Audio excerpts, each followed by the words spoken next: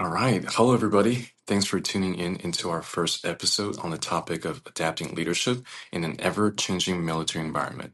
I'm your host, Cadet Major Jackie Huang, and today we are joined by Major Timothy Oswald, our AS-100 instructor, to talk about leadership, adaptability, and team cohesion in the Air Force, all of which are things that plays a huge role in what kind of environment us as a future Air Force officer will walk into.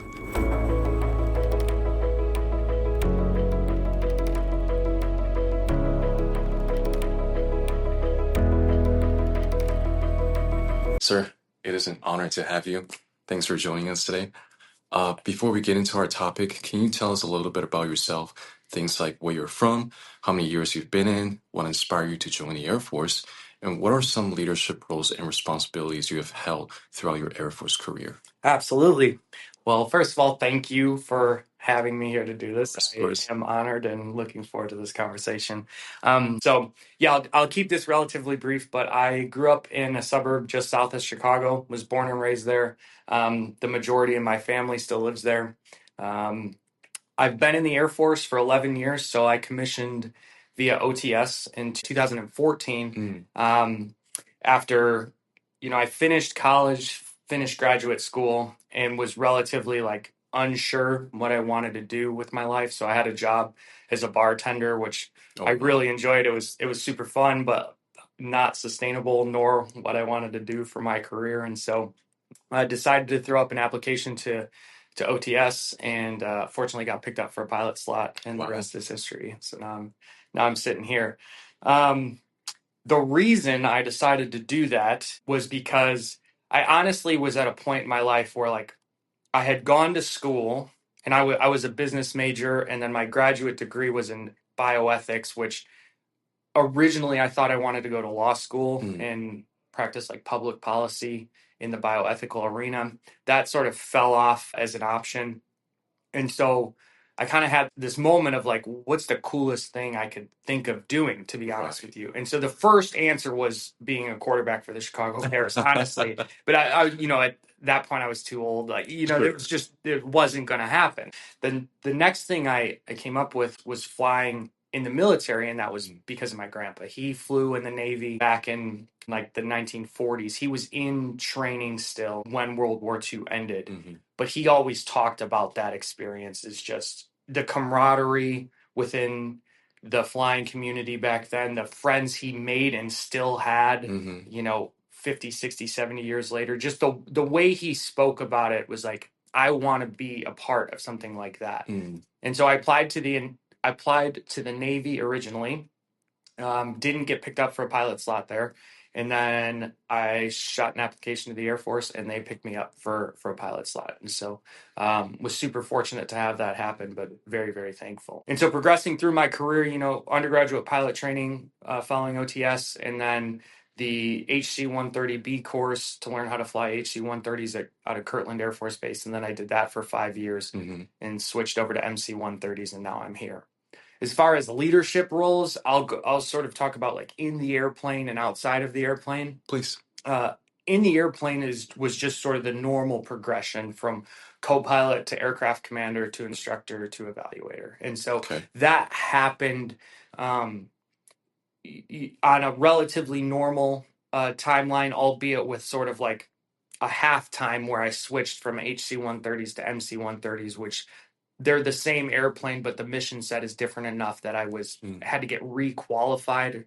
Not even requalified. I had to get qualified in the MC-130. I see. So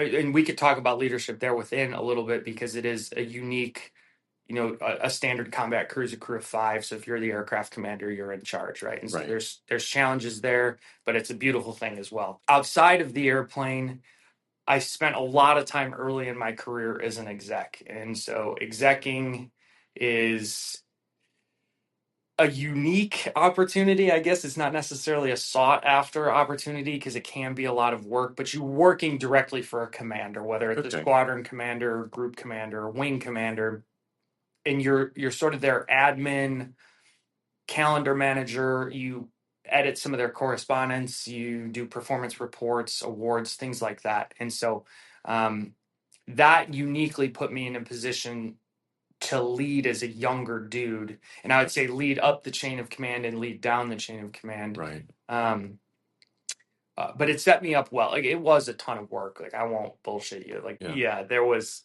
I for the first 3 or 4 years of my career in an operational squadron, like, work was my life. But I didn't hate it, honestly. Like, I actually enjoyed it in a weird way most of the time. It just held some various different jobs within squadrons primarily. So whether it was like chief of scheduling or flight commander, or I was a director of staff, assistant director of operations. I don't want to get too far in the weeds, but in all of these capacities, I was in charge of a team of a varying size. Right. The thing that was changing was the objective. And so I Okay. think that when you're talking about desk jobs in the Air Force, adaptability is important because you tend to change jobs. Super, super often. Yeah, like once a year, maybe on average. Right. Sometimes it can be a year and a half, but you're in a position, and just around the time you start to feel good at it, you go do something else. Immediately you're plucked from that position and then doing something bigger. And like you mentioned earlier, you have to even lead above your chain of command, and that can be very intimidating in the military setting, right? Because Absolutely. with that rank in the military, we all know that we have to follow the orders of those above us, and do it to the best of our ability. Yeah, there's absolutely a right way and a wrong way to do that, quote unquote, leading up the chain. And I think Sure. when you think about that, clarifying the objective is important. The evaluation of whether or not your leadership is successful or not is not based upon whether or not your commander or your superior goes in the direction that you're recommending. But in my opinion, it's becoming the type of person to have a platform to offer an opinion to a boss Right. that is taken seriously and into consideration. Of course. And that is the leading up the chain definition that I think is helpful to keep in mind when you're thinking about how to navigate the quote unquote like right way to do it. Because if I just, if you're my boss and I just bang down your door and I'm like, this is bullshit, like everything sucks, you're doing a bad job, like I'm not doing anything except complaining. Right. And taking away my ability to be an asset when you actually need my opinion and expertise in the field. Right. And so that's an extreme example, but Sure. I think it highlights sort of the nuance there with that. So that is definitely a very interesting upbringing that you've had in the Air Force so far. One of the biggest challenges for any leader is learning to adapt as your environment changes, especially in the military settings. Military members have to relocate, as we both know, to different bases ever so often. That it averages around 3 to 4 years. In studying cohesion in the military, I've learned that leaders who successfully navigate transitions tend to be the one who keeps their teams grounded through change. And with that being said, there is one change that happened recently that we all know about, and I'm sure everyone would like to know how you feel. How is your transition from being a pilot to now serving as an ROTC instructor? What are some of the challenges or adjustments that you've had to make as a leader with that change? Yeah, so to answer the question, like, how was it? The short answer there is great, honestly. No two ways about it. I miss flying for sure.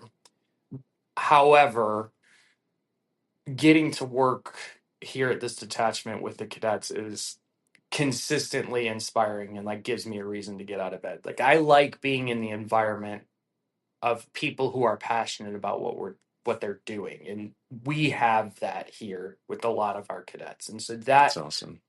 It doesn't feel like it's me working hard, because what could be defined as hard work is so worth it. If I can help get people where they want to go and they're bought in and passionate about what they're getting after, like, me coming alongside of that is very rewarding. So overall, it's been good. The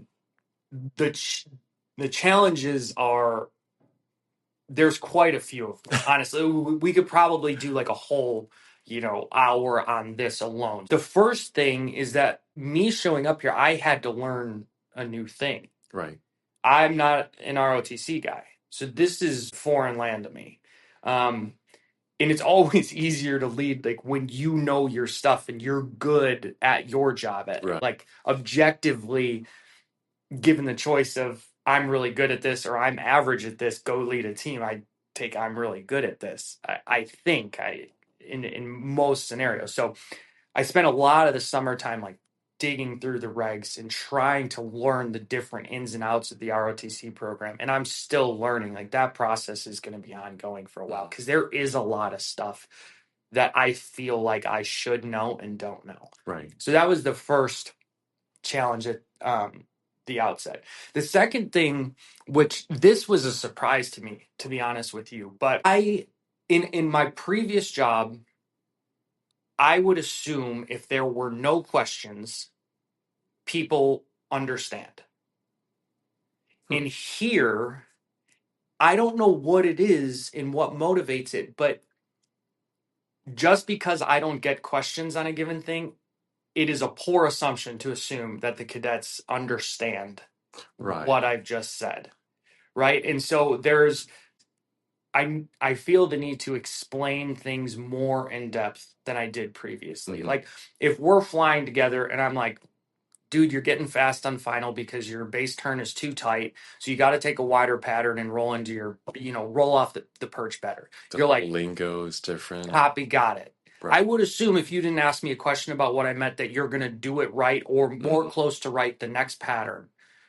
That hasn't played out here. And so I feel the need to like get into the weeds of explaining exactly what I'm expecting. You're very conscious about making sure that the cadets actually understand without having to. I mean, they obviously don't know the military lingo. Correct. For the most part. But this goes beyond not understanding a lingo or an acronym. It's more the conceptual understanding that I'm surprised I don't get more questions about. And I don't know what motivates that. Like people might be afraid of looking dumb. I totally understand that. But if you're in a class of 30, it's like any questions and nobody puts their hand up, you have a question. Like it takes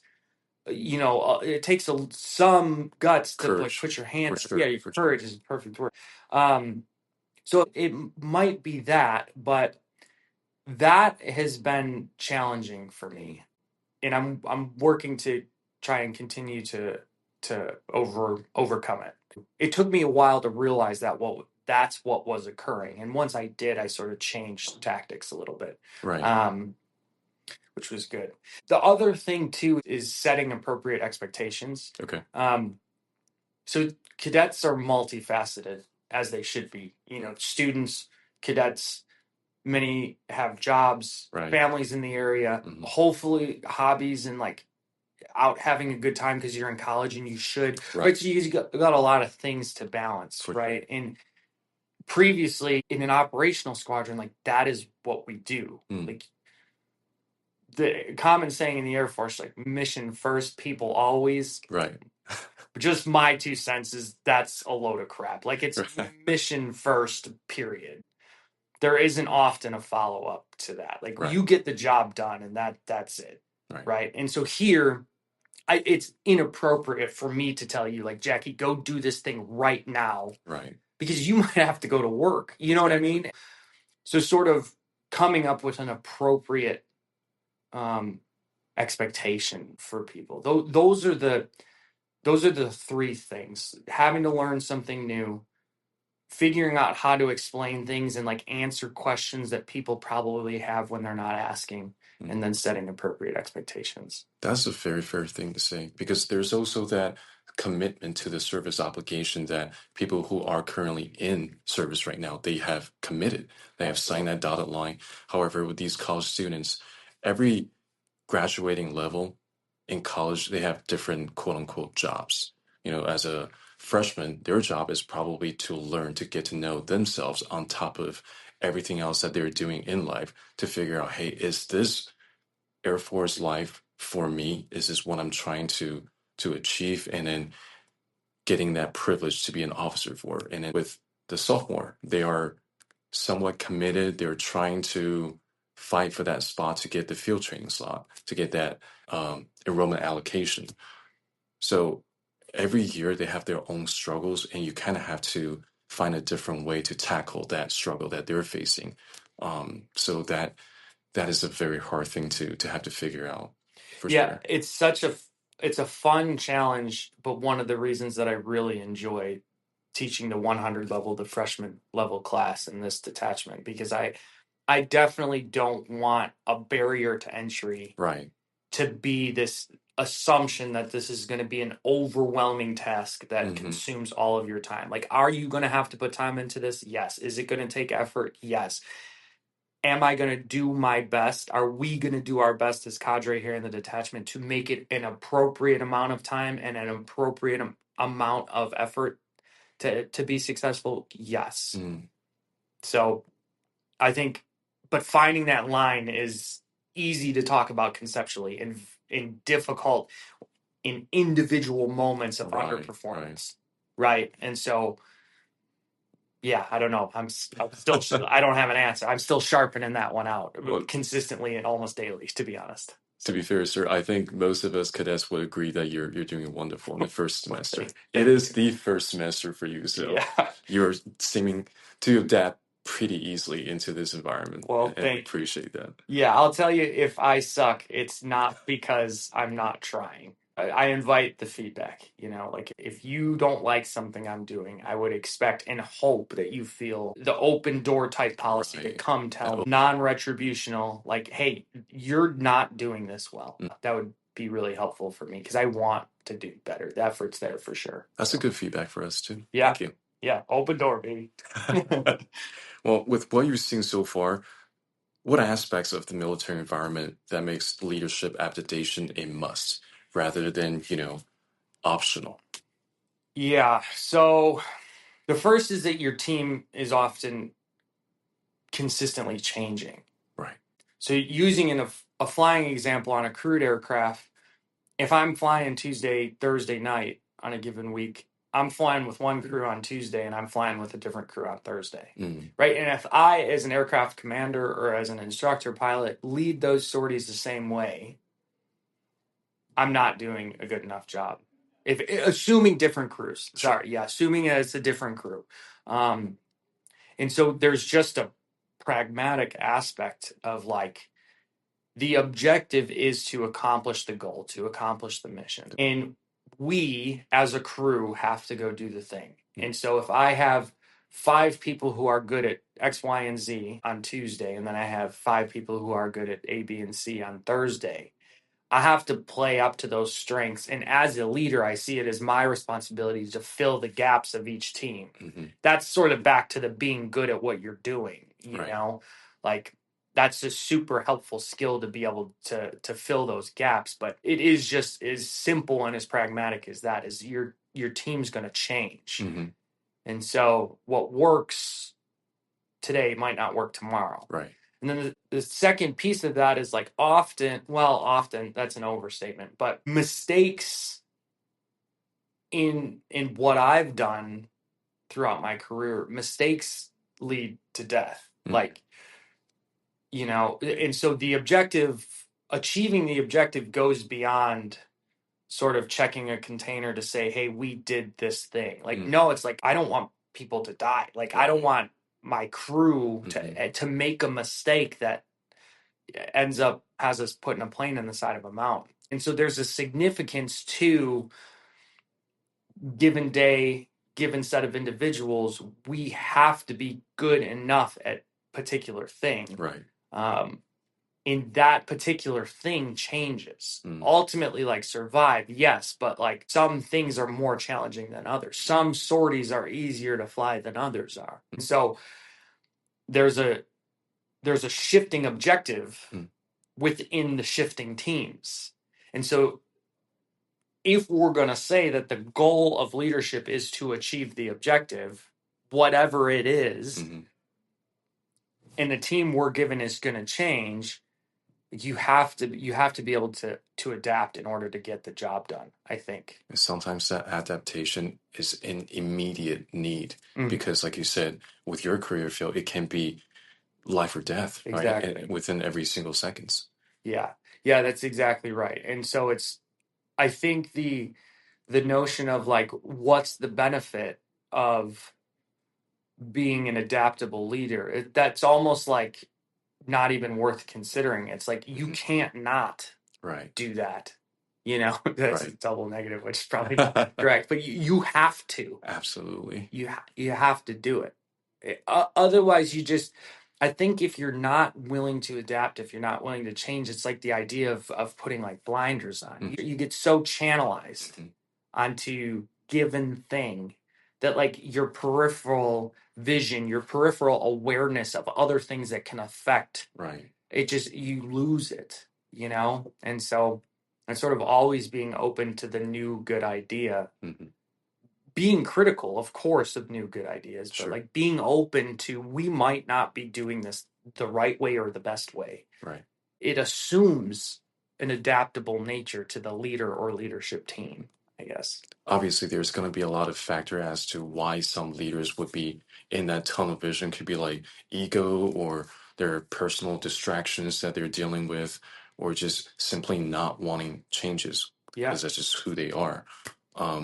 But that adaptation is so critical that it's not even a, hey, if you're a great leader, you have to be adaptable. Right. Is if you're a leader, you have to. Right. Yeah, I agree. I agree with that at a fundamental level. Yeah. Well, when it comes to leadership and individual differences, how do you tailor your leadership style to the needs of different airmen or cadets, knowing that everyone has different backgrounds and life experiences? So the way that I approach that foundationally is I divide mistakes or underperformance into two separate categories. And so there are mistakes of skill and there are mistakes of effort. And to use an aviation example, like a mistake of skill is like I'm an instructor flying with a co-pilot today, and this co-pilot is struggling with their landings. Okay. C-130s are not inherently easy airplanes to land. So it's my job as an instructor to like help you get better at landing. Right. And so a poor landing, I'm going to debrief in a different way than on the other side of things, a mistake of effort, like you showed up late to brief. You showed up unprepared to brief. You didn't know what we were going to go do. You didn't know about the users we were working with that night. Fill in the blank of something that you had complete control over and came up short on. That gets debriefed a very different way than the mistake of skill.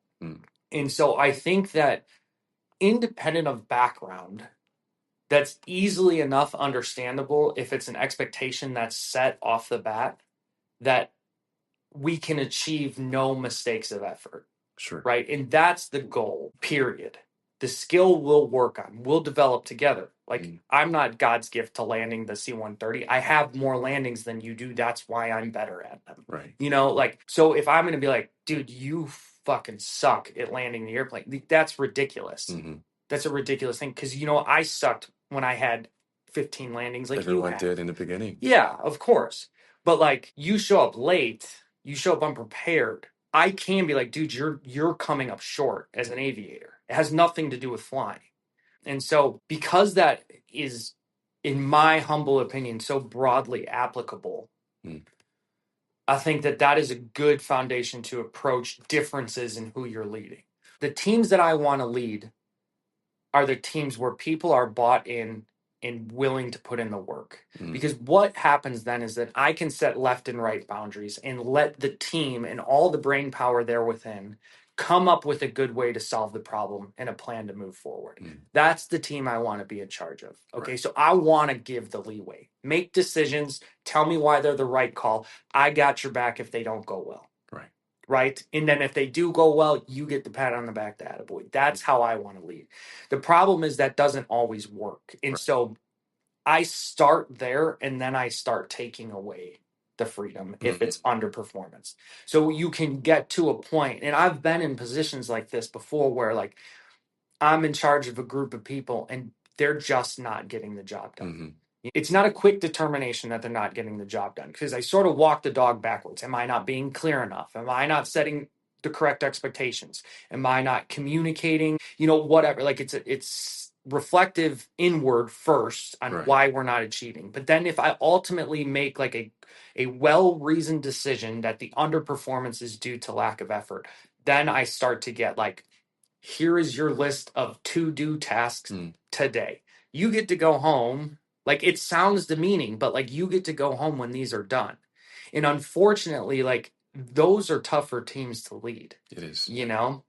The idea is, if you end up there, you don't just accept that. You try and work your way back into getting people on board with the direction that the team is moving, being proactive, willing to put in the effort. Like, you want to work back towards that. But for a time being, we can't let the mission fail. We can't let the job not get done. And so if it takes me handing out to-do lists, like, it sucks for everybody, but it might be for a season what you just have to do. So that's my general approach to any team that I work with. I believe leaders have to be very observant with members. A lot of times we might not see things that they're experiencing, and we may or may not have to put that into consideration on how we adapt to teach them, to mentor them, and then steer them back into that direction. And this might be a little off topic here, but I believe every single time when we do something, we should always start self-reflecting. We should always be able to tell, is this something that I actually put 110% of my effort in, or is this something that I know I could have done a lot better, but I just didn't do it for whatever excuses that I decided to come up with. Being a leader, is this something that you believe we should constantly try to preach to our members, to have that self-reflection as often as possible? Yes, I do. I'm a big proponent of, when things aren't going well, like, the blame game is such, it's a zero-sum game.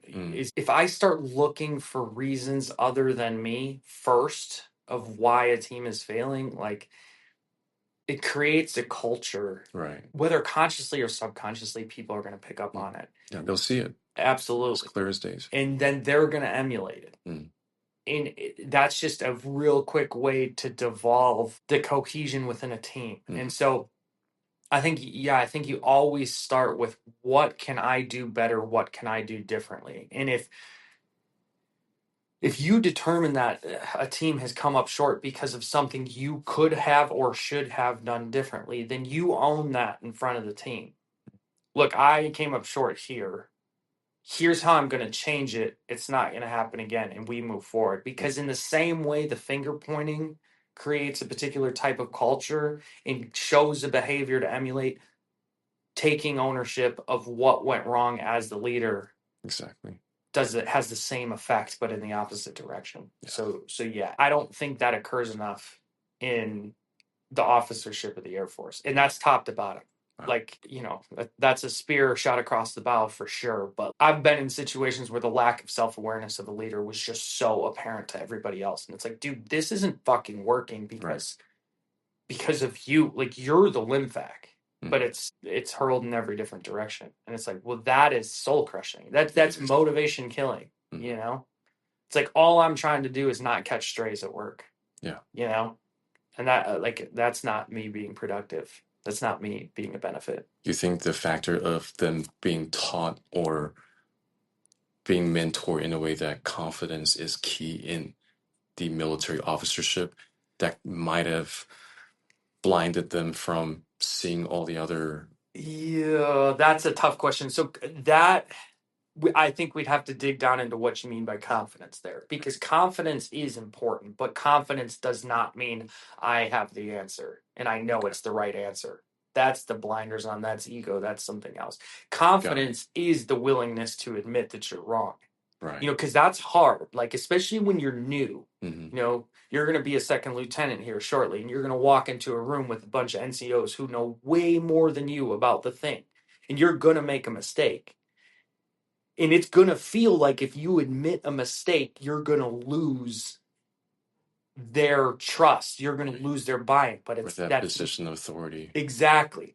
But it couldn't be farther from the truth. The feeling couldn't be farther than the reality. Wow. Like, you put your hand up and it's like, guys, I messed up. Don't just say I messed up and apologize. I messed up because of this. Here's what I'm going to do to fix it. Everybody's going to walk out of that room respecting you more.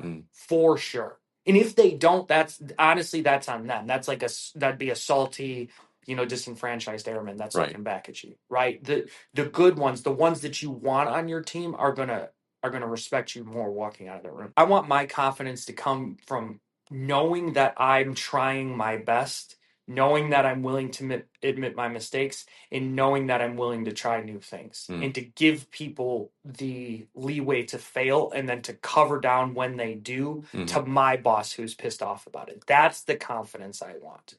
Not some sort of, I've seen this before, I know the right answer. That's where my confidence comes from, because you're not going to get that until you have experience. Right. And you're going to have to work through being a leader for at least a few years without having that experience to fall back on. And that confidence, like you said, it's a hard thing to work on. Yeah.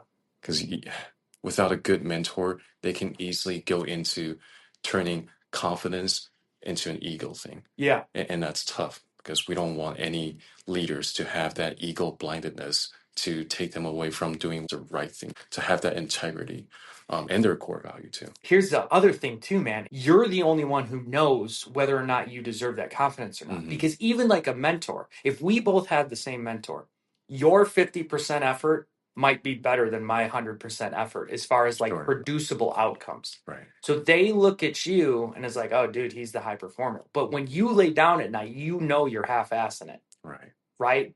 And I think that to me illustrates the point of like, when you start to feel a level of insecurity, look back, look inside yourself. Is it like, did I give my best on this? And if you did, then squash that insecurity and chalk it up to development. Like, I'm learning. And if you didn't, fix the insecurity by fixing the effort. Right? Like, it's like it isn't, there is an ownership piece to that, but it is individual with a capital I. Like, I can't know. And you can't find that anywhere except for doing that self-reflection. That's exactly as a leader, or even for your personal growth. Exactly. Yeah. Okay. Well, last but not least, talking about core value, what advice would you give to ROTC cadets or young officers about staying adaptable without losing their core value? So the first thing I would say is, what are your core values and where did they come from? So obviously we have the Air Force's core values, right? But like, what are your personal core values? And again, this is like something only you can know, but whether or not they're core values that are worth having, is a good place to start. Because I've done things in my career that I've done for recognition. I don't like how that feels, but in some capacity, like, being recognized for a given thing was important to me. Now, was it a core value? I don't know, but like, what is your foundation? And really think through, like, not only what the things are, but where they came from. Like, if it's a parent who's always been like, you're smart, you're good at what you do, you need to achieve. And so, okay, my core value is achievement. It's like, well, maybe it's not. Maybe you just got told that a lot, Maybe you have a core value that's based elsewhere. Maybe not. I don't know. But like, just assuming that I work hard because my parents told me I do, like, that's not good enough in my mind from a core value standpoint. So evaluate the core values is where I would start. Develop core values that are worth having, number one. And then number two, your adaptability then operates upon those core values. Core values are just things that you're not going to compromise on, period, dot, right? So the adaptability lies outside of that. Adaptability as a leader is pragmatic and focused on achieving the goal or getting the best out of a team up until the point that it infringes upon a core value. And then at that point, it stops or changes directions or whatever. Like, I think that that's a good way to think about it. Unfortunately, within the Air Force, having the core values that are shared and understood across the force is a huge benefit, because you're hopefully, rarely going to be in a situation that a team or a leader is asking you to do something that violates the Air Force's core values, which I think will often lead to then it also not violating your core values. Not Right. because they're the same as the Air Forces, but there's enough overlap for most situations that like Sure. positive personal core values, good personal core values will overlap with Air Force core values. And so for me, like, back to my grandpa a little bit, he hit me with three things when I was young, and like they have just stuck with me. And so the three things are: number one, he said there's a right way and a wrong way to do things. Now that sounds cliche, but I think for almost every situation there's just a readily apparent right way to go and wrong way to go. So that covers down on a lot of stuff. The second thing is always be respectful of the people around you, right? I think that's a good place to start when you don't know somebody is respect them as a person until they prove otherwise, until they prove that they're not deserving of your respect. I'm a big proponent of that. So the respect's not earned amongst people within the Air Force. I don't think it should be given. Right. If by nothing else, by sheer nature of the fact that we both signed up to do the same thing, Right. essentially. To serve. Exactly. And then the last thing is your word should be your word. Like in for me, in big decisions, in morally or ethically hazy situations, if I fall back on those 95% of the time, I'm pretty much good to go. And then that other 5% is made up through having close family and friends that I can rely on when I don't know what to do. And so that sort of bridges that gap from 95 to 100. If I'm in a situation and I don't know what to do, like me knowing that I can hit you up and be like, dude, I got to talk this one out. Like, I don't know what the right answer is. Like having that gets me across the goal line. That is very wonderful advice. Yeah. When you talk about personal value, where you used to have that achievement as your core value, when I was enlisted, I have no sense of direction other than just wanting to do everything in the best of my ability. I wanted to be recognized as the highest level. I want to promote as fast as possible, getting through all that early promotion and perhaps hitting that E5 rank within the 4 year mark, being that absolute best. Yeah. And I've gotten a decent amount of achievements. However, the best one that I've ever gotten was the one where I was recognized because of a group accomplishments, because of the help that I've given to those around me. And when I saw that, that immediately took the old core value that I had and become a new one, because I saw that new core value where my achievement should be based on the group's achievement and what I've done in helping others. I had to adapt to that because it made me feel like it was a higher calling. It was the right thing to do to change my core value for the betterment of not just others, but myself. Yeah. So that was a very interesting thing that I heard you share, and it relates quite a bit.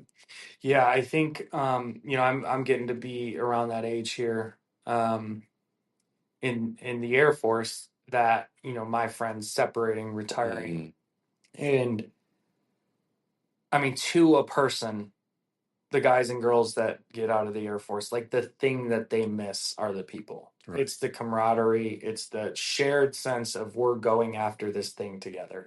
And I think that speaks to one of the beautiful and unique things about serving in the Air Force is that, right, when you when you listen to like Medal of Honor recipients accept their awards, it's like, I did this heroic thing because the person next to me would have done the same thing. right. And that is just something that's like, it's not quantifiable in results.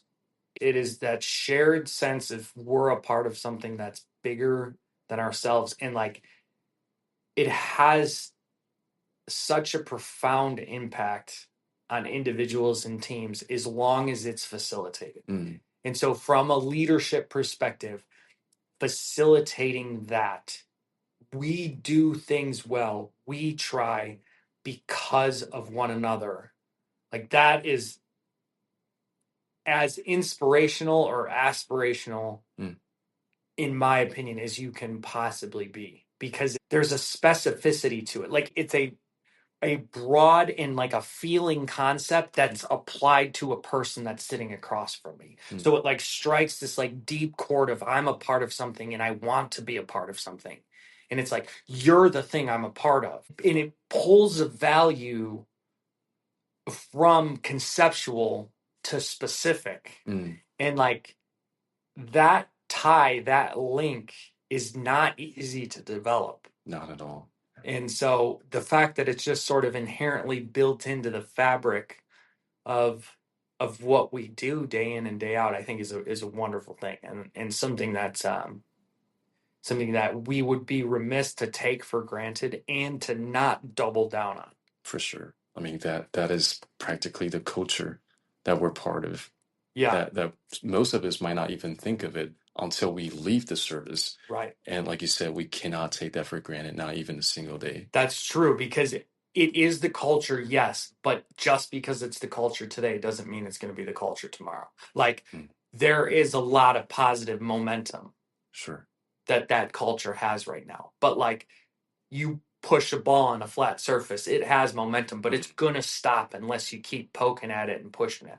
Right. Wow. And so what you don't want to do is have it stop completely. And now it takes all that effort to get it going again. It's easier to just maintain it. And so as you go forward in, in your Air Force career and you end up in an organization where you're like, man, there's a great culture here. It's like, okay, cool. Don't rest on it. Don't enjoy the culture in the sense of like, I made it.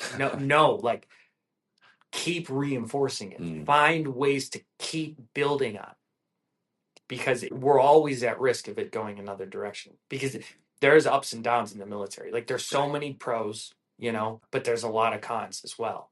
And on that day that all the cons are lining up and it's just like, man, fuck this. Like I can't, like that